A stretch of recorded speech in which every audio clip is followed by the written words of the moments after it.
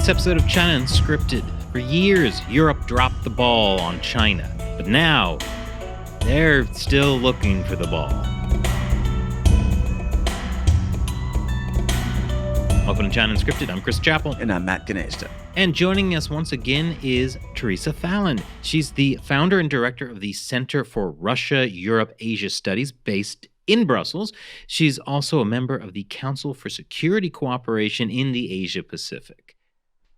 It's great to have you back on the show. Great to be with you, Chris and Matt. Yeah. So just for anyone watching, this is coming out on January 1st, but we're technically recording it a few days. So by the magic of time travel, it's going to be next year when this comes out. Yes. So in case we ever say, this year or this month, it was last year. Got it. Wow. I know. That's incredible, Chris. That's magic. The big news was this month. December last year. The EU and China had the first major in-person meeting they've had since 2019. You're the expert on this. What are some of the biggest things that have come out of that meeting? All right. It was the first time that they had met, as you pointed out, in about 4 years.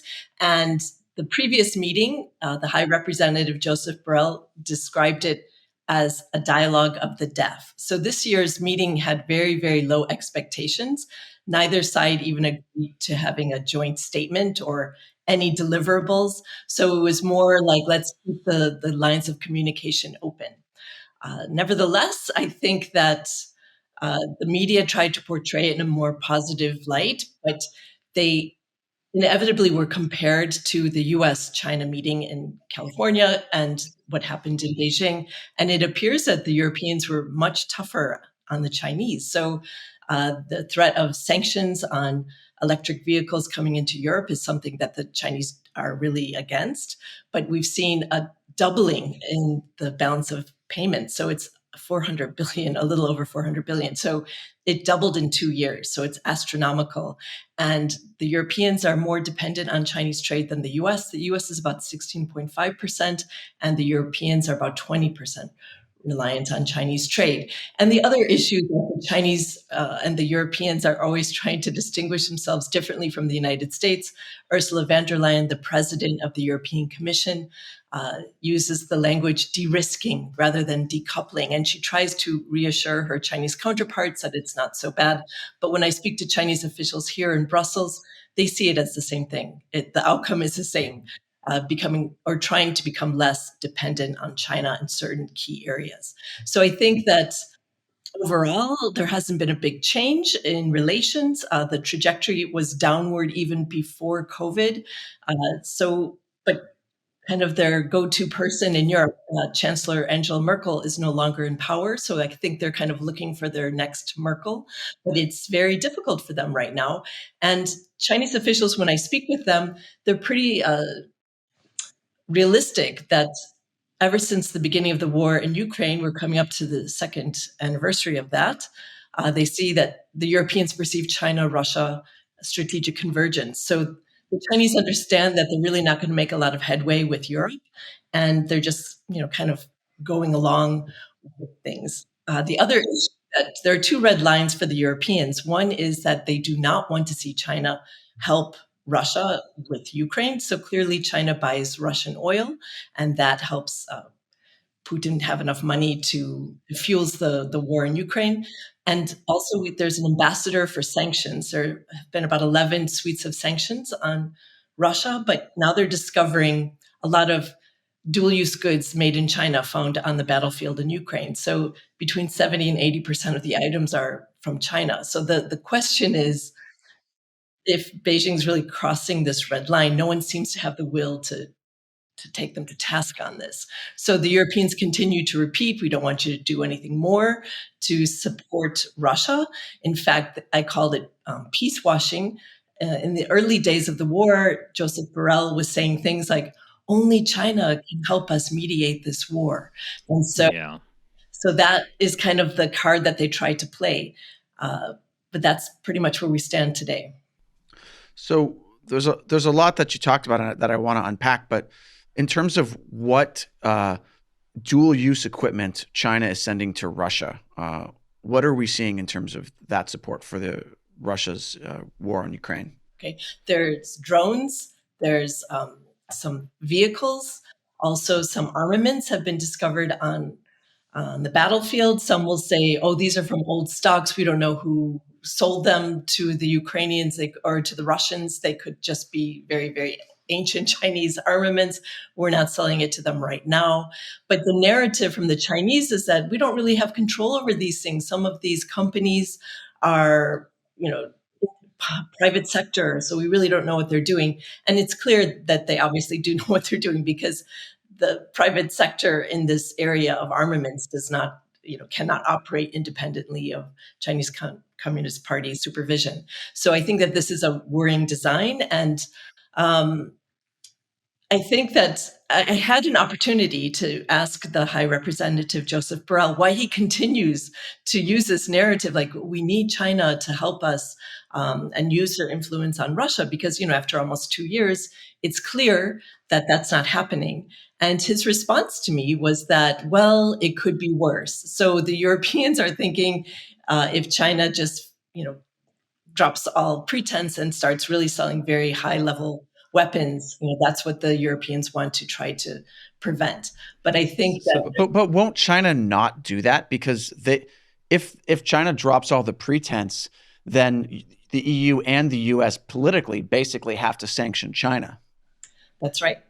So from the Communist Party's perspective, why give them that position of negotiating power when really they can't pull that card? That would be devastating for China. It's really the U.S. and Europe that are in a position of power and really could stand to demand more from the Chinese Communist Party. That's the thing. Europe is a huge trade partner of China. And I think that they're always like flummoxed and confused, because they think, well, we're your trade partner. We have leverage over you. And under the recent developments in Beijing, it's clear that strategy trumps economics. So the Europeans haven't been very good at using their leverage either over the Chinese. And now they've created some new instruments. For example, a non-coercion instrument, which will take place this month in January. And there are other foreign direct investment screening that's been around for a while, but it really hasn't successfully been implemented, according to my analysis.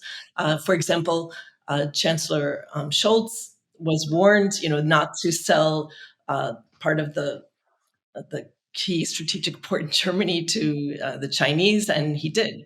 So it's only 24.9%. It was just under the 25% level. But it seems that some of these instruments, they look great on paper, but in reality, if a government leader wants to sell strategic industry to a Chinese company, they will go ahead. So I think that, yes, they're improving their toolbox to try to make their economy more resilient and more economically strategic. They are trying to screen what's coming into Europe and also what outbound investment. That's another key area for Europe, because they're kind of the tech piggy bank for the Chinese Communist Party. The more the US ratchets up sanctions and makes it more difficult to export high-level goods to China, they are looking to Europe to buy things there. So the US is kind of asking them to put in place some export controls. And this will be an area, I think, that will be key for transatlantic relations.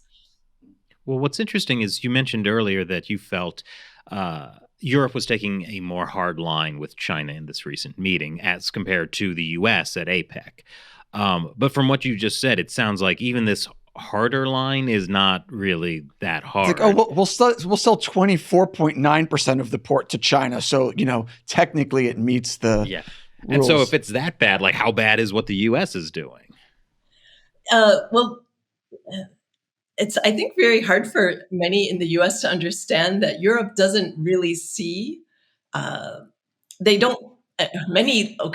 in Brussels, so I am surrounded by bureaucrats. And bureaucrats in general are just like, well, why? We don't want to pick a fight with China. Why would we want to do that?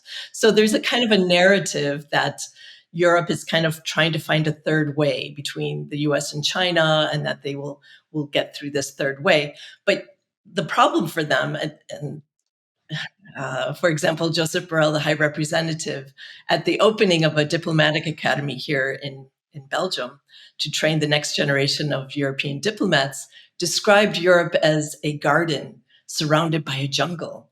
And so they feel that, here it's like a little perfect world and outside it's really dangerous and horrible. Of course, he was démarched. All these countries complained that it was racist and really wrong-headed for him to speak this way about other countries.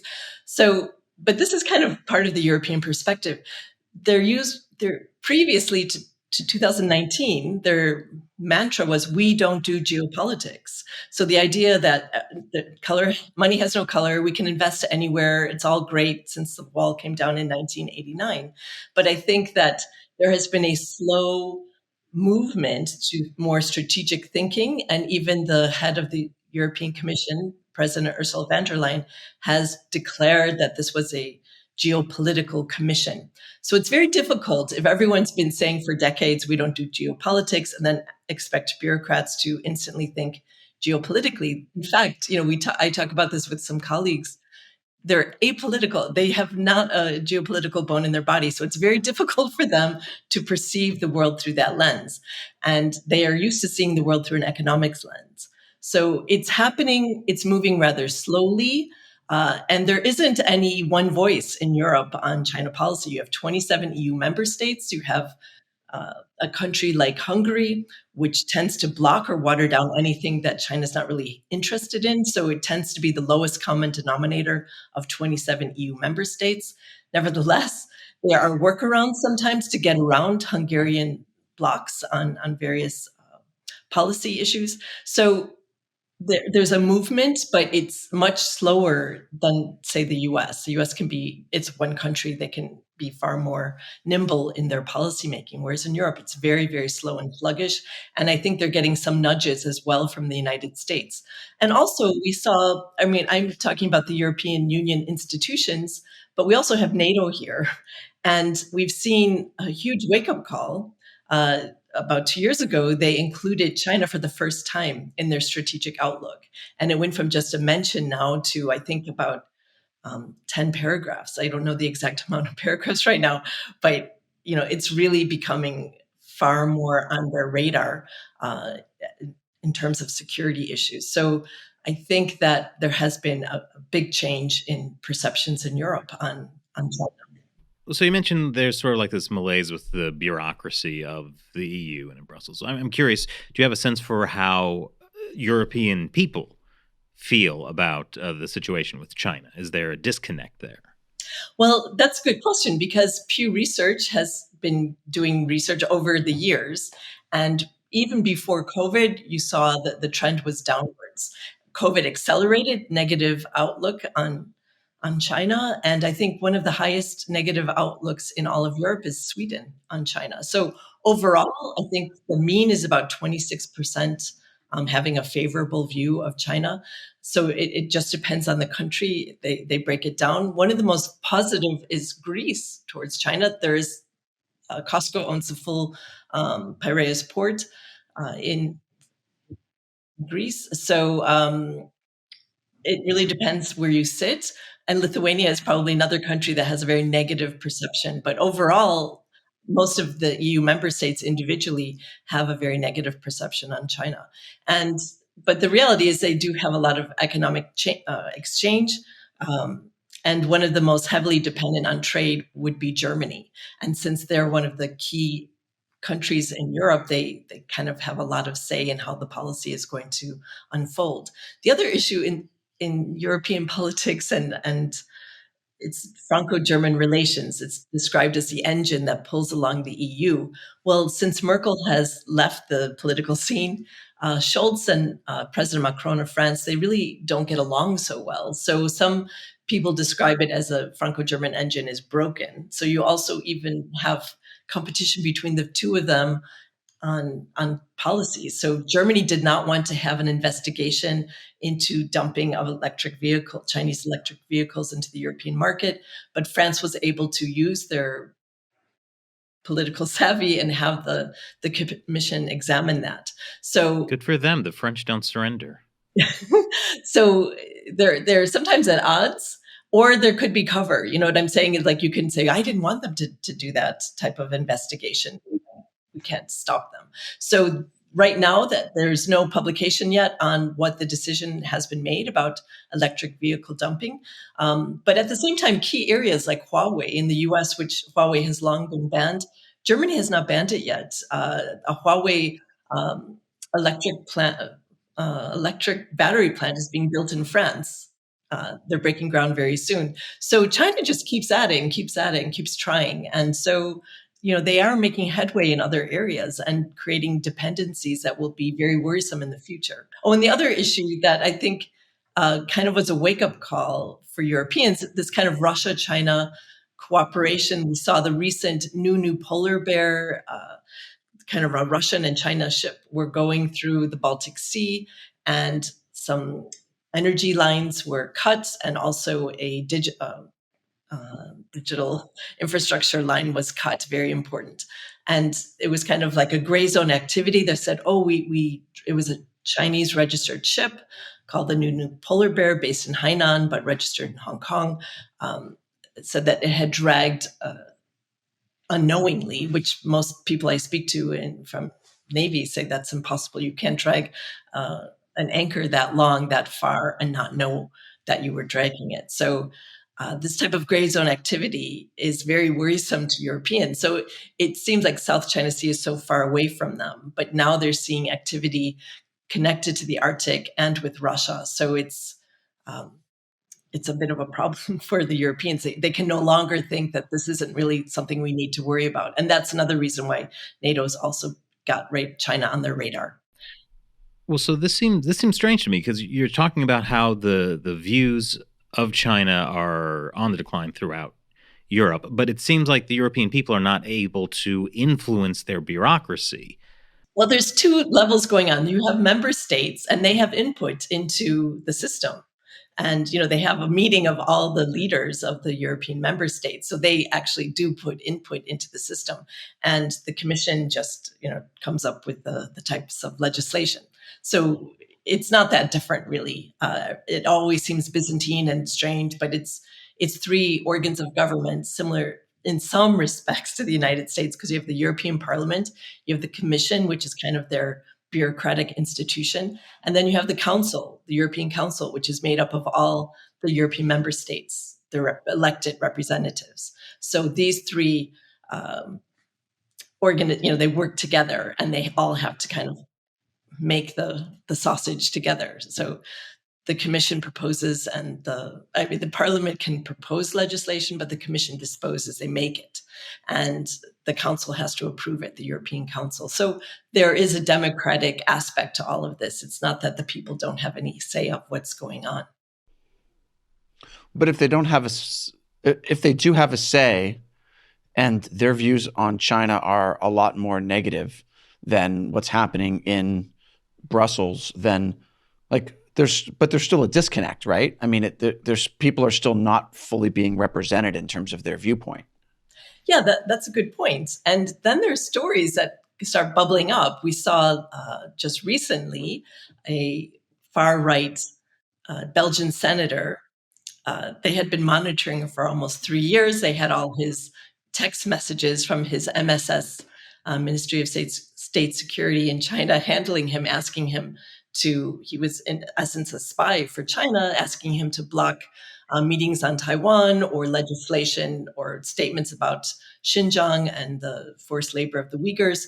So this was uncovered and reported on jointly by the Financial Times, France's Le Monde, and Germany's Der Spiegel. And so I suspect there's going to be more of these stories coming out, because it was like 3 newspapers just doing one story. Seems a bit strange to me. So I think that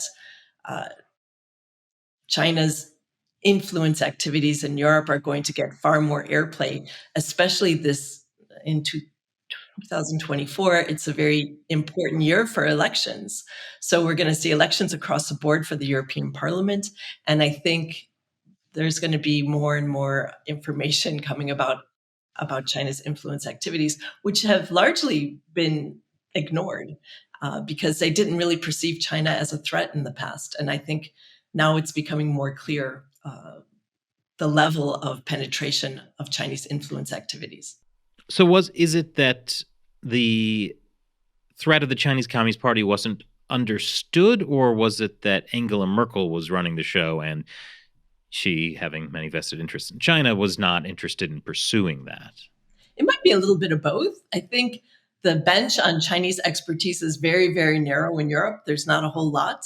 And especially with Brexit, the UK is a place with some great universities, Cambridge, Oxford, SOAS, and London. So they lost access to a lot of those Chinese experts as well. The EU is funding a lot more research programs now to understand China more.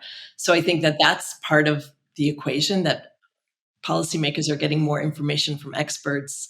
And even Ursula von der Leyen brought in a group of China experts because it appears that she didn't really trust the information she was getting from her own institutions, for example, the European External Action Service, which would be made of bureaucrats. So she has even farmed in some China experts to help advise her on policymaking. So I think that these are big changes and these are promising signs. Clearly, Angela Merkel, whenever the Chinese had an issue, I'll give you an example about the solar panels. These were being dumped in Europe, using European subsidies to build them and then dumping them at very, very low cost to Europe. And so many of the companies were actually German solar panel makers. And she was able to kind of slow this down. And it came to the point where, well, what's the point? We don't want to upset the Chinese. So when Brussels was looking into having this examined, she intervened, from what I do understand, and the Chinese wouldn't even go to Brussels. They just went to Berlin to talk to her about this. So the key industries of Germany, I would say the top three would be the car industry, Siemens, and BASF, a chemicals company. They had the chancellor's ear. So anything that could possibly hurt the car industry, the Chinese would say, if you're going to give us trouble on these solar panels, we can make things pretty difficult for you with your car industry in China.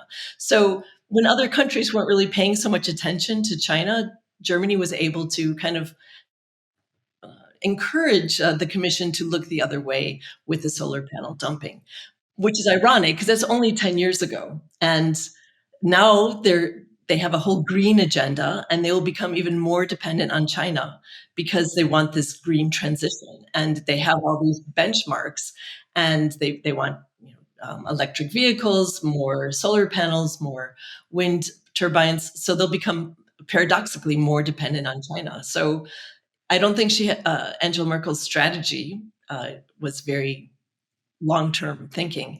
And of course, the German approach with trade with China was described as Wandel durch Handel, so change through trade. And that's kind of first enunciated towards Russia. And I think because of the war in Ukraine, people understood, oh my gosh, we are so reliant on Russian energy. And that immediately was translated to, oh my gosh, we think this is bad because we are so dependent on Russian energy. But now we realize how dependent we are on China for markets and various PPE, personal protective equipment, for example, during COVID, some basic pharmaceutical equipment. They realized how overly dependent they were on China. So they just want a healthier risk management. And this is where the whole de-risking narrative from Ursula von der Leyen comes from. Beijing's not happy with it, but I think this is the way of the future, and it's a process and will be very difficult to do, but I think it's happening. Yeah, I was going to say, like, did they learn nothing from being energy dependent on Russia? Like, if you're talking about getting dependent on green energy from China, like, it seems like they're just not learning the lesson that being dependent on an authoritarian regime run by psychopaths is not a great idea. Yeah, well, let's not forget in 2014, with the first invasion of Ukraine, it only took 1 year for the amnesia to kick in, and Germany announced Nord Stream 2, so another pipeline coming from Russia. So yes, I think their business interests in Germany really have a lot of leverage, let's put it that way. Sure. Well, I mean, you talk about the German expression change through trade, but what we've seen is now there's a $400 $1 million trade deficit. Yeah, it's huge. Yeah. Billion. So that means that essentially China is getting 400 billion euros of European money, essentially, right, every year, which is to say that doesn't that give the EU pause to be like, hey, we're essentially sending all this to China, and in return we're getting a lot less for our companies, right? So European companies are clearly, if there's a trade deficit like this, European companies are clearly not getting the benefit that they were promised. And is that not obvious? I think that's something that's very obvious to everyone involved. They can't really paper over this. They have strong figures. They can have evidence. It's not perception based, it's evidence based.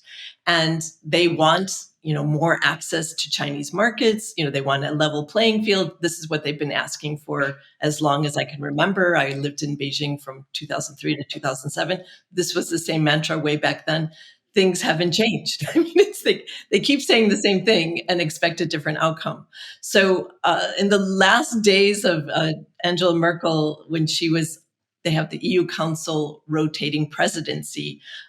So about 2 years ago, Germany had it, and it was the last thing Angela Merkel did before the end of the year. She pushed through, because no one works at that time of year, but she managed to push over the line this comprehensive agreement on investment. The acronym here, because everything here is an acronym, is CAI. And she managed to push that over the line. And it's 3 years ago. And the Biden administration said, wait, hold on. We're coming into office. And they couldn't speak yet because they weren't, hadn't taken the oath of office. They weren't, the presidential administration. So Jake Sullivan sent out a tweet.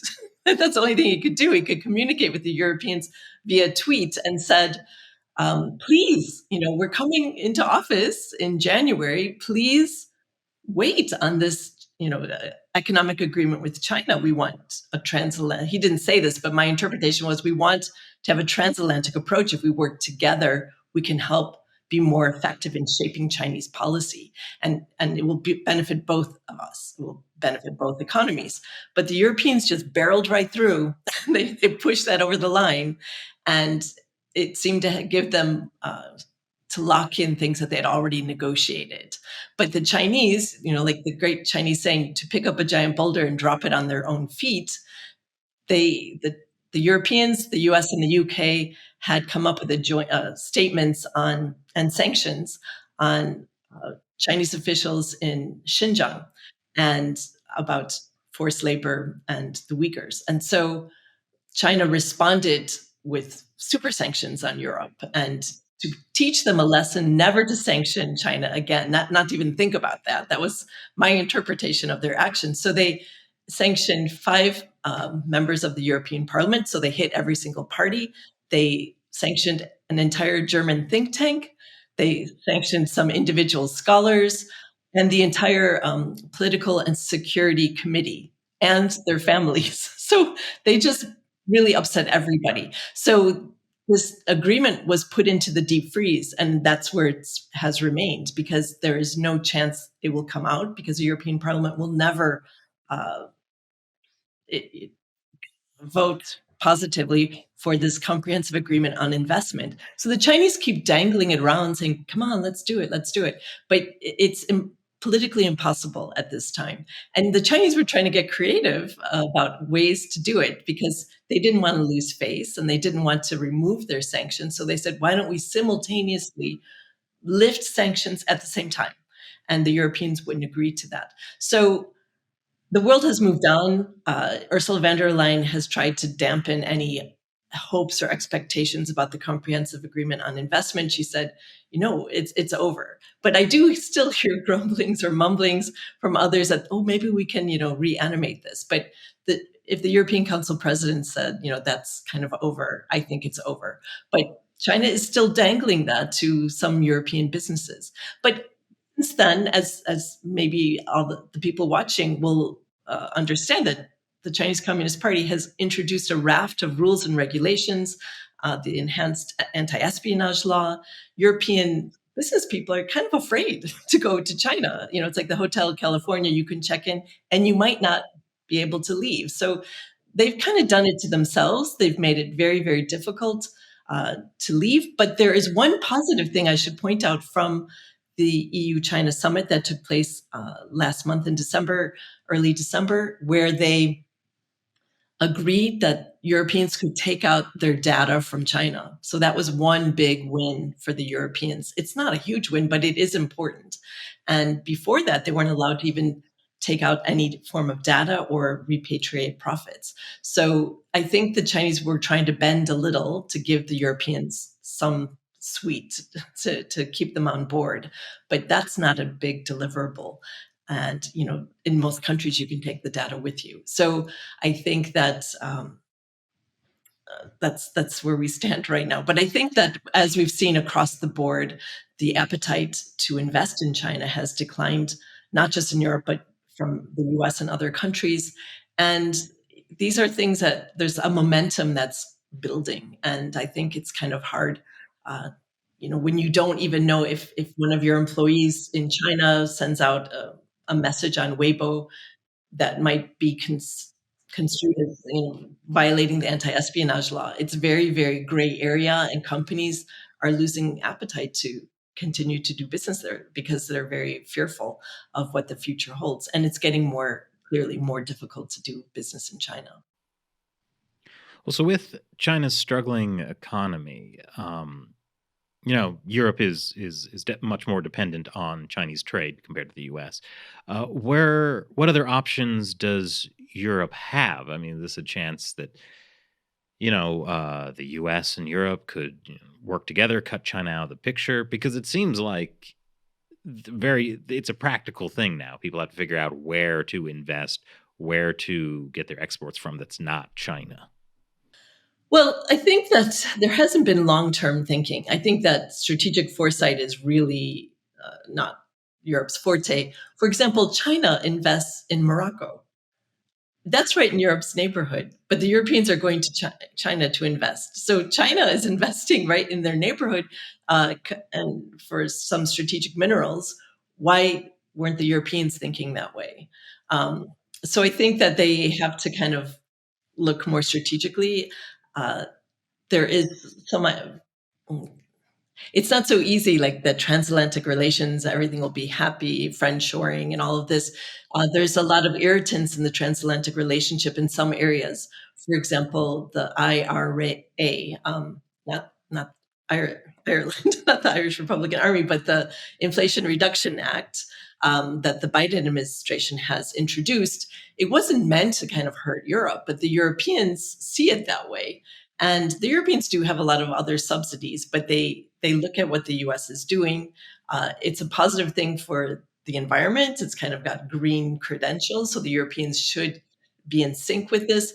But because the US is offering a lot of these things, European businesses are investing in the US. So politicians are resentful of that. So they find that they're having difficulties with China, they're having difficulties with Russia. And in some areas, the European companies who are getting these subsidies in the US are quite happy and they want them to continue.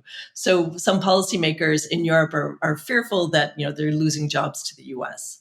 So it's very complex, very complicated policymaking. But at the same time, the US has proven, given a lot of leadership in Europe, helped with Ukraine, showed NATO how important, how NATO was not brain dead as President Macron had described it, but really vital for Europe's security. And we also saw two countries, Sweden and Finland, traditionally neutral countries, opt to join NATO. Sweden is not in yet. Turkey and Hungary have been blocking that, but Finland is in. So, and hopefully soon Sweden will also join. But NATO is growing, and EU-NATO relations are also kind of improving compared to the past. They really didn't talk to each other. They're kind of two giant elephants in the same room. So I would say that it's a complicated mixed picture. And I think Europe is kind of trying to rethink, okay, we need to have some sway in the global south. We've been benign neglect, in this region in Africa and South America. But then they haven't been able to get Mercosur, which is a trade deal between Europe and South America. That hasn't really, after all these years of negotiations, that didn't take off. And also the trade deal with Australia, the EU-Australia trade deal didn't take off. So it hasn't been easy. And the Europeans are really feeling that times are tough and it's going to get harder because, they have energy issues where they were so dependent on Russia. So they're getting liquefied natural gas, LNG, from other suppliers, but that's more expensive. Thank goodness. So we're having a very mild winter this year so far. So that helps dampen the concerns about energy costs, but that's still high on the agenda because of the war in Ukraine. So, Theresa, one of the things that has changed a lot in the last few years with the EU is that there is one significant country that is no longer in the EU as of 2020. That is the UK. And so what is the UK's attitude on China compared to the EU? And how are those working together or not working together? Well, with Brexit, when the UK opted to leave the European Union, there was also at the time of the golden era. So we call them Camborne. So Prime Minister Cameron and his minister George Osborne, they were very, very pro-China. They had, if you recall, Xi Jinping had the golden carriage ride with Queen Elizabeth, and it was a golden era. Everything was going to, the UK could really benefit from UK-China trade. But now, allegedly, that has changed. But Cameron's back in the government. So we see former Prime Minister Cameron is now foreign minister. But the Conservative Party's had a lot of tumult, several prime ministers. It's been very rocky days, I would say, for the Conservative Party. But when you had the three major powers of France, Germany, and the UK in the EU, it kind of made a three-legged stool.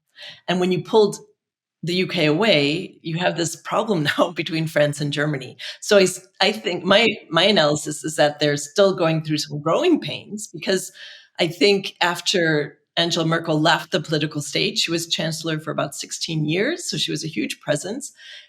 President Macron felt that I have inherited the European leadership mantle and I will run the show now. But the problem is not sounding like a good democracy. Macron, thought he would lead Europe, but nobody wants to follow him. So there's these tensions between Scholz and Macron, and with the UK now, there have been a lot of uncovering of spies or Chinese influence activities. MI5 and MI6 have really been very active in reporting these things. That some in the parliamentary system, you have names on a list of people who could, they move up the list as positions open up, and they kind of said, hey, you have to take these two people's names off the list because they're agents of the Chinese Communist Party. So, that was a really big deal, and they never revealed their names and things like that. But the fact that they are reporting these things shows a sea change in views from golden era to they're really concerned about how much of their how deeply they've been penetrated by MSS and things like that. So because the UK is outside of the EU, though, they can move a little quicker. And I think that has an impact on the rest of the EU, because the EU kind of moves really slowly like a turtle. That's a symbol here. In Brussels, they have a turtle, which I don't think is a very positive symbol of Europe. But anyway, they have a turtle. So it moves slow. And I think the US and Europe are kind of moving along in the same direction, but Europe, there's a bit of a lag time, about 5-6 years. So things just happen slower here. But with the UK, it's interesting now. They can kind of model them. The EU can see what's going on in the UK easily, and maybe that will have an impetus on how they make policy and how they formulate things. Because the first country in Europe to really start looking at Huawei was the UK. And I think that had an echo effect in the rest of Europe. Nevertheless, as I pointed out, Germany and France still have not made it very clear about their position on Huawei, especially Germany. So, and Huawei is continuing to invest in Germany, establishing facts on the ground that will make it very, very expensive to tear out later on if they rip and replace, like what they've said they're going to do in the UK. So it's whack-a-mole here in Europe. So as soon as you think you can solve one problem, there's another one cropping up, and it never seems to disappear. Well, so on the other side of Europe is the Eastern European bloc, let's say, and a few years ago, China had created this, was 11 plus 1 that became eventually 17 plus 1 or something like that, to sort of get all of these. China being the plus one, right? Yeah, but now, like that was a huge deal a few years ago. This like. Yeah, China's got this like really strong relationship with Eastern Europe. How's that going? Yeah, the Central Eastern Europeans really liked having this kind of privileged relationship with Beijing because they could see that France and Germany had their own special relationship.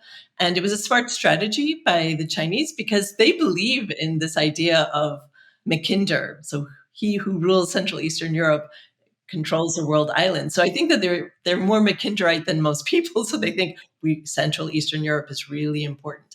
But it didn't really work out that way. So they had 11 EU member states, 5 possible accession states. It was like throwing spaghetti at the wall to see what stuck. So what stuck was Serbia, not an EU member state, and Hungary. And so those were the countries that received the bulk of Chinese investment. And there's allegedly a rail project between Hungary and Serbia. So in some respects, maybe Beijing is trying to destabilize the area by making these investments, because Serbia is so involved now with Chinese Hikvision and smart cities and military training with the Chinese. It will be more difficult for them to ever become an EU member state. And Hungary booted out this important university and said that they would open Fudan University satellite in their country. So there's a lot of influence going on between these two countries by China. Hungary has been really a big recipient of Chinese investment, or the promise of investment. Do you think that's because the leadership in Hungary and Serbia is corrupt, like taking Chinese money, or are they just stupid? Well, this rail project, for example, the EU had blocked it and said that it's not part of the system, and it's too expensive, and that they didn't have an open bidding process. They were just going to give it to China. So they said, you can't do that. You have to have an open bidding process. So it was stuck on the back burner. Nothing was happening. The EU was blocking it. But during COVID, Viktor Orban, the leader of Hungary, said he would use emergency COVID rules and signed the deal. And so obviously some money must have passed, or I can't say obviously, but some analysts suspect, there's a nice little payoff for that. And I haven't done the figures myself, but some people have said for this project to make money, it will take 250 years to pay off. Wow. So I mean, I can't imagine a politician using COVID for political reasons. That's unheard of. And Hungary has been on the naughty step for quite some time. The EU blocked their funds. So I think it was about 50 billion. I'm sorry, I don't know the exact number. It's really important chunk of money. And Hungary was blocking the EU giving more money to help Ukraine, just to pay their civil servants and keep the electricity running, things like that. And Hungary was blocking that. So in the past, you can't even say Central Eastern Europe, because of their experience with Russia in the past, they're very skeptical towards China now because they see China-Russia strategic convergence. But Hungary doesn't see it that way, so they're very pro-Russia and China, and they're still in Central Eastern Europe. So it's not just a geographic it's so complex in Europe, and some Baltic states, they're very concerned with Russia, but they don't want to see China-Russia. They don't believe there is Russia-China cooperation. So you have a very fragmented and a cacophony of voices in Europe on what's going on between Russia and China. So the Chinese have a saying, you can't wake up someone who pretends to be asleep. So it's up to them really how they want to perceive China-Russia relations. But the Chinese I speak to are like, we know nothing's going to happen until the war is over. And then they can rebrand themselves, because in their political settlement that the Chinese kind of introduced about a year ago, about the same time as the Munich Security Conference, they came up with a 12-point plan. And one of the 12th point was that we want to get contracts to help rebuild Ukraine. So they think that they can rebrand themselves, and people might have amnesia about how they kind of helped Russia and bankrolled them for their war in Ukraine. Well, based on past experience, it will take about 1 year for people to forget everything that Russia did. Yeah. And therefore what China did. I think the Chinese are very cynical about that. But yeah, people have a very short memory. Wow. China gives Russia weapons to destroy Ukraine. China comes in and rebuilds Ukraine. Wow. It's a beautiful cycle. It's basically the plot of RoboCop. Well, so what do you think China's end goal in Europe is? Because we know, broad picture, China wants to become the dominant superpower in the world. What would that look like in Europe? Well, for Europe. What was really great about this spy scandal that erupted last month was that we saw all the text messages, and it was right there in black and white. I mean, I always said it, but it was nice to see that the Chinese phrased it this way in their text message. Their goal is to drive wedges in the transatlantic relationship.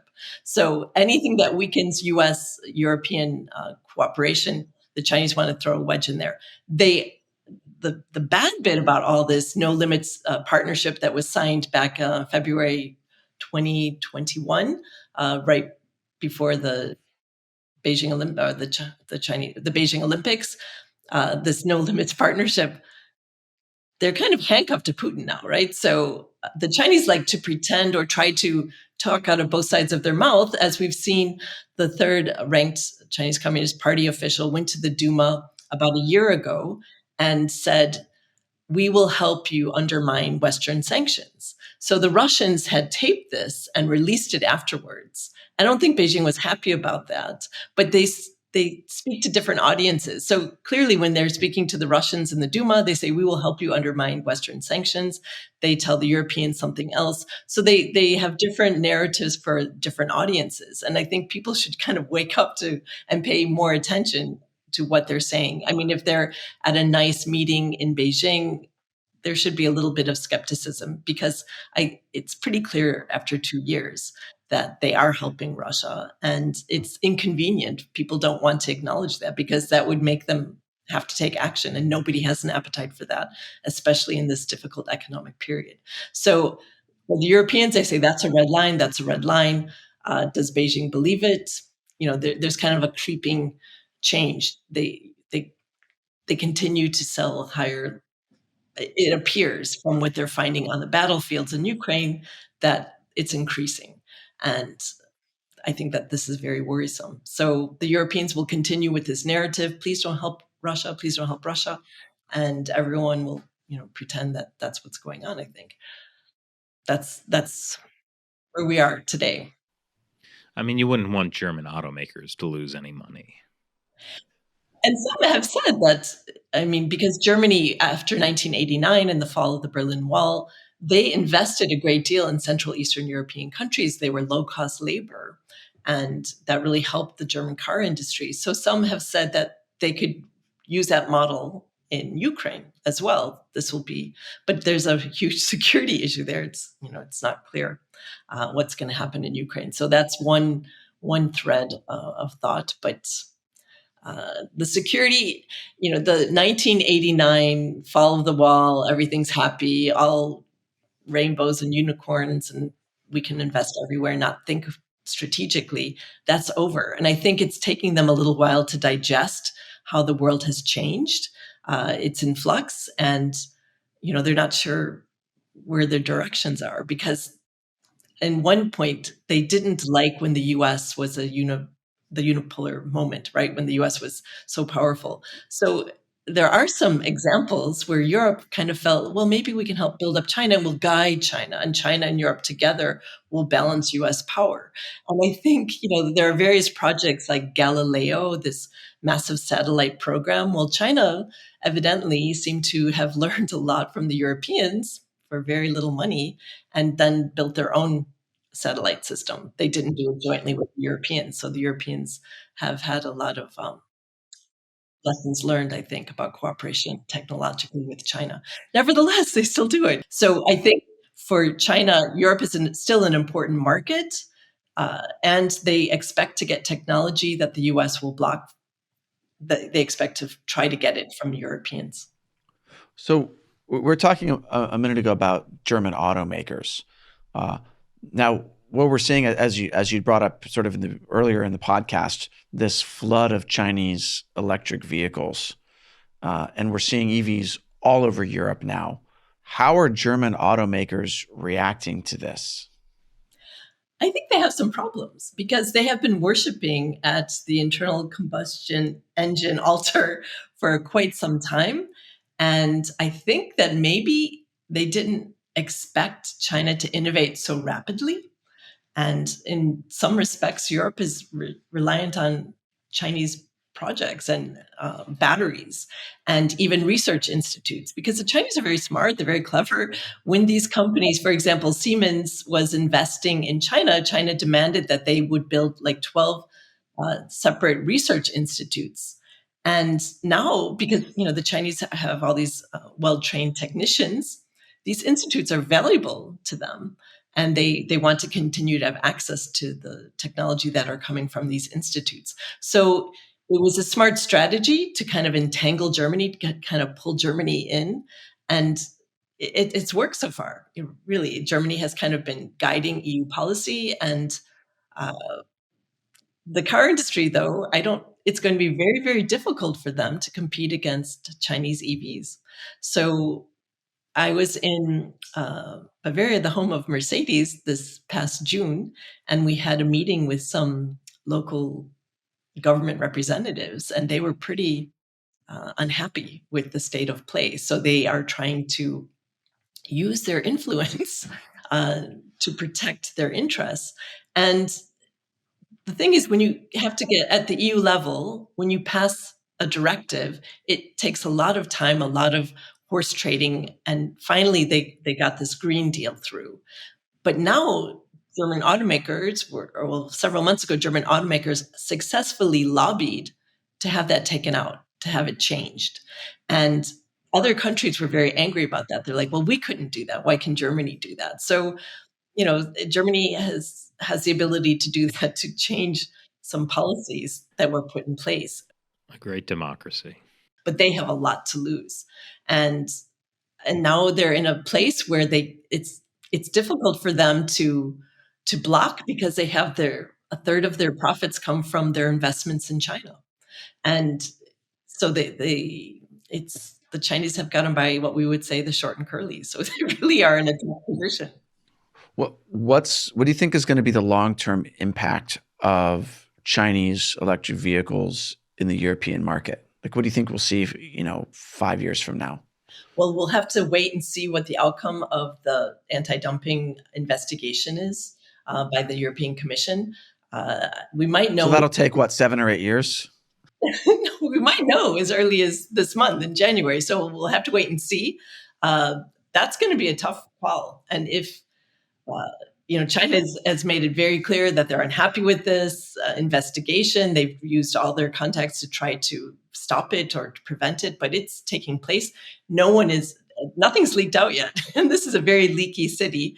No one's able to be interviewed about it, so they're investigating at this stage, and we'll see which way it goes. But it's very different in China as well, because they have a lot of electrical charging stations. And Europe, I had a ride once back couple months ago, someone kindly offered to give me a lift after a conference from Paris to Brussels. And I'm used to, driving that. It's not so far, but it took like triple the amount of time because there were no charging points. And we have to find a place, and then you sit and have a coffee for like 40 minutes while the car is charging until you get to the next place.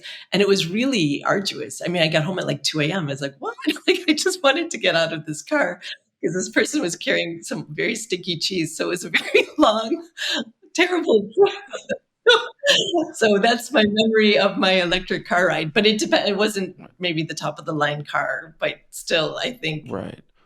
what, they're kind of, in some areas, they might be a bit overrated. Like, I'm sure an electric Mercedes would be very easy, but like maybe the lower end cars are only good for very short treks, and that all the poor people would be forced to get. Well, so one of the concerns about electric vehicles, as I see it, is that like with combustion engines, you're basically powering them through oil that you're importing often from the Middle East, and that comes with its own set of problems.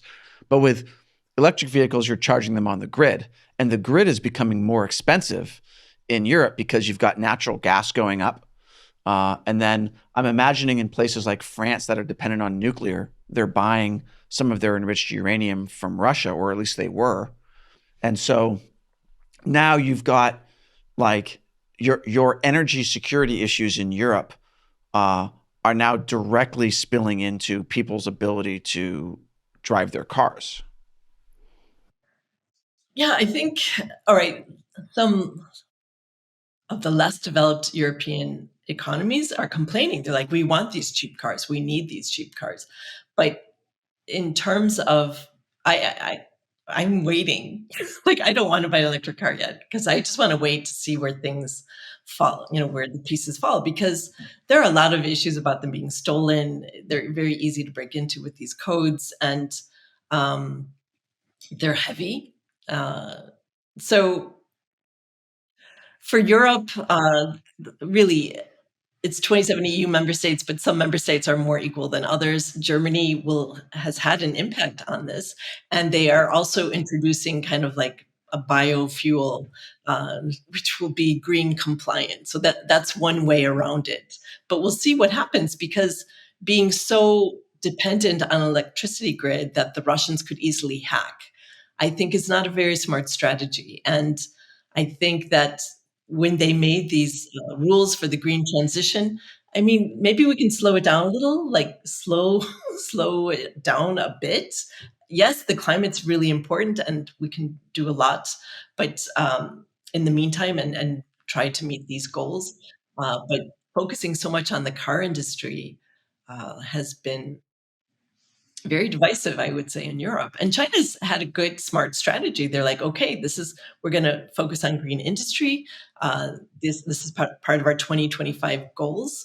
And, it's a very smart strategy. But I think that Europeans can survive a little longer if they don't have solar panels this year, And China also has made it difficult for them, even if they have to produce them in Europe, which are more expensive. But because they've blocked the 3Gs, right? So graphite, germanium, and I can't remember what the third one is. Sorry, I haven't reviewed that in a while. But so there are also, it's difficult for Europeans to even get the things needed if they wanted to build more expensive made in Europe solar panels. So right. Plus, they also have to pay their workers, unlike what's happening in China with the Uyghurs making the solar panels. And that's the other thing. I mean, what are the true costs of these cheap solar panels? I mean, if it's human rights abuses, if it's kind of destroying the environment to make a solar panel so Europeans can feel good about it, but at the same time, you're destroying the environment in China, how does that all balance out for the whole globe? So I think the way to hell is paved with good intentions. That's a saying that exists because I think that's where we are right now. I think that to become overly dependent on China at this key juncture is not a smart strategy. But unlike in the US, where you can move around a little quicker on policy, in Europe, once they reach that agreement, it's really, really difficult for them to backtrack on it. And it bears watching how they handle this sanctions package. So the investigation, I think, will be the number one thing in Ursula von der Leyen's inbox when she comes back to work. So outside of that, if there were one big policy change that the EU could make with respect to China, in your opinion, what would be the best move?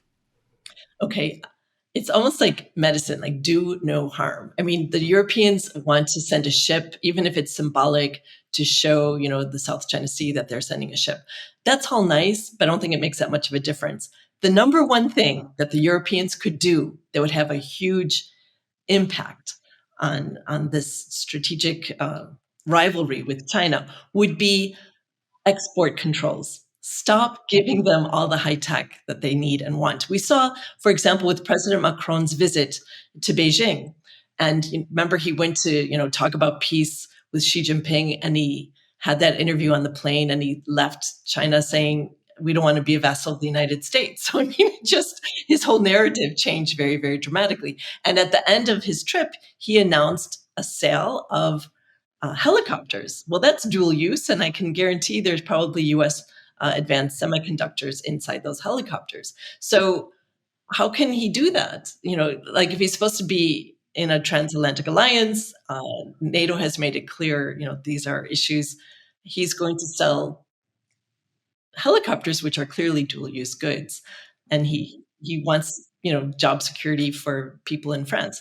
So I think that stop selling high-level technology that helps the PLA leapfrog. We saw in the past a German manufacturer sold 27 silent diesel engines for submarines to China. Well, I don't think, maybe call me cynical, but I don't think 27 submarines are for tourism. So I think that the Chinese, stop helping them so much. Understand they're a threat and stop giving them the technology that the U.S. isn't going to sell them. So I know it's difficult economic times, but we really do need solidarity on these issues with Europe. So I think the U.S. would like to see export controls put in place to stop doing this type of harm. And let's also remember, those artificial islands built in the South China Sea, initially, they were built with leased German and Belgian dredgers. And, they helped build and change the strategic landscape in the South China Sea. So always being like, oh, we don't do geopolitics, we don't care. Now they say they do geopolitics, but I still see these sales going on. And I think that especially in regard to high level semiconductors, ASML, which is a company located in the Netherlands, they have agreed not to export that very advanced equipment to China. So it hurts these companies' sales. Yes, I understand that. But I think the longer term picture is we really have to coordinate on these issues. And I think this is where the Europeans start to see, the cost benefit analysis of all this. It's going to hurt, but yeah, even though there's a war going on in Ukraine and they have higher food and energy costs, they're going to have to bite the bullet a little on China too. And that's hard to sell. As politicians, that's going to be a hard sell, but I think it's important to have solidarity on this. The other issue is Europeans are watching what's happening in the U.S. They're going to be watching the election in the U.S. Very, very closely. Well, I was going to say, given all the history, what do you think it's even possible for the U.S. to play kind of a leadership role on China in Europe, especially because of all the history? And as you mentioned, there is a non-zero chance that Trump could be elected again. Europe might have, some of these European bureaucrats might have some issues with that. Yeah, that's, I call it we win. What if Trump wins again? No, win. What if Trump wins again? Because this paralyzes all discussion, right? So this is always like, what if Trump comes back? Because I'm apolitical on these issues. I'm a think tank that's trying to be open to both. But I think that they've had almost 4 years, right, to get their act together, to create guardrails in the transatlantic relationship. And I don't think they have really been very active on that. And they haven't had a lot of strategic foresight. So the Europeans need to awake from their post-1989 dream Wandel der Handel should be buried because that hasn't worked out, and we are in a new era. And the Europeans themselves enunciated in 2019 in their Chinese white paper the three basket approach. So China is a competitor, a rival, and a systemic challenger. So the Chinese hate this. They're always like, get rid of that. The Europeans, like, because they finally passed it and the European Council agreed to it, they will not remove these three basket approach. But the largest basket now is systemic rival. And I saw some walking back on this from the High Representative Joseph Borrell, which I found a bit troubling, because the Chinese are always saying, please, please get rid of we're friends. We're not systemic rivals. And so Joseph Borrell, when you're having nice hospitality and you're Beijing, he said, well, don't look at it so negatively. It's like we're the two Spanish teams. So Barcelona versus Madrid, and we both like to play football. So it was kind of like everyone was waiting, like, who's Barcelona and who's Madrid, which one is China? But anyway, so he kind of downplayed the systemic rival narrative. And this is something that China just is very uncomfortable with. And the Europeans aren't rolling that back. But at least rhetorically, the High Representative tried to downplay the systemic rivalry. Because the downside of this change through trade was that they misunderstood that trading with an authoritarian regime actually also imported corruption. So there's a lot of imported corruption from Russia and China, and the Europeans are only starting to understand what that meant. So it's nice to give a saying, Wandel der Handel, but they only saw the good side of trading with authoritarian regimes. They didn't want to comprehend the downsides of trading with an authoritarian regime. So I think that some EU member states or some groups see Russia, China as really challenging the future of the European Union. And if we really look at what President Putin has said, it will be Ukraine, and then I want the rest of Central Eastern Europe, all the countries that belong to the Soviet Union, he wants them back. So we've seen an increase in defense spending in these countries that after all these years of people asking at least 2%, these countries, Poland's at 3% now. So I think that it has been a huge wake-up call, and that's the only way people move. I mean, there's a war going on in Europe, and you can't avoid thinking about it because wherever you turn, you meet Ukrainian refugees in Europe. And I think that for many Central Eastern European countries, they see Russia and China in the same basket, apart from Ukraine and maybe the next Finnish president. But I think that it's a challenging era. And for Europe, the European Union institutions, their mantra has always been, we are a super soft power. And they're always concerned about rhetoric. But rhetoric, as they have learned, can only take you so far. They have a war in Ukraine, and now there's a war in the Middle East. So their neighborhood, they had dreamed of having good relations with everybody and be surrounded by a ring of friends. Instead, they're surrounded by a ring of fire. And I think that they have to be far more realistic. Businesses are worried about weak European leaders. I speak to European business folks, and they're very concerned about the leadership, the political leadership in Europe. And these companies have done research, and they're like, what happens if there's a war in the Taiwan Strait? And they see that their bottom line is going to be catastrophic for them. So this has been a big wake-up call. They want more response from their political leaders. And I think that is kind of slowly working its way into the system, because these companies had to do risk analysis, and they're kind of like, wow, we really have to think very, very carefully. And it's not just, okay, Taiwan is far away. They understand that all of their European trade routes will be hampered. And they're getting a taste of that right now with what's happening in the Middle East, with the Houthis attacking ships. It feels like the whole world for the Europeans, where they sit, they're shipping the Red Sea, these areas, they're having trouble with ships getting around. So they have to go down to South Africa, the Cape of Good Hope, to bring things to Europe. So it's really adding costs to already a situation where things are increasing dramatically in price. Well, thank you very much for joining us. It sounds like everything's going great. Well, 2024, great year. it's going to be a great year, 2024. More fracturing, more wars. I love ending on an upbeat note. Well, the upbeat part of this is that we're going to have a lot to talk about on China Unscripted over the coming year. So stay tuned. Oh my gosh, I might personally profit from this. Excellent. Oh yes, thanks again for being here, Theresa. It's always a pleasure to have you on. Hope you have a great new year. Enjoy 2024. Thank you. Thank you. And once again, I'm Chris Chappell. And I'm Matt Ganesta. And we'll talk to you next time.